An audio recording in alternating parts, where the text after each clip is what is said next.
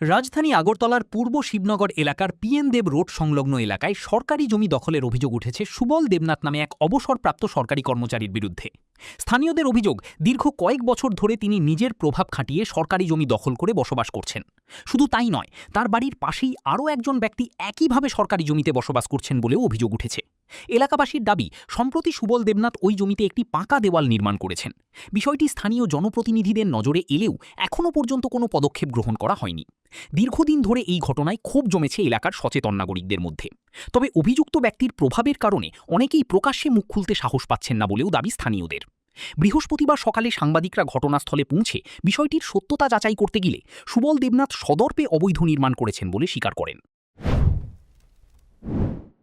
আমার কাছে আপনার এলাকার তরফ থেকে কিছু অভিযোগ আছিল যে আপনি সরকারি জায়গার মধ্যে আপনি বসবাস করছেন, এমনকি আপনার বাড়ির পেছনে এই সরকারি জায়গার মধ্যে আপনি যেটাকে অবৈধই বলা চলে, মানে একটা ইটার একটা বাউন্ডারি ওয়াল উঠাইছেন।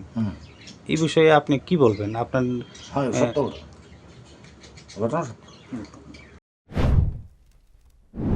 বিষয়টি নিয়ে তদন্ত এবং প্রয়োজনীয় ব্যবস্থা গ্রহণের দাবি জানিয়েছেন এলাকাবাসী। রাজ্য সরকার এবং আগরতলা পুর নিগমের মেয়র দীপক মজুমদারের কাছে দ্রুত হস্তক্ষেপের আবেদন জানিয়েছেন স্থানীয়রা। তাদের দাবি, সরকারি জমি অবৈধ দখলমুক্ত করে আইনের শাসন প্রতিষ্ঠা করা হোক। Bureau report, news now.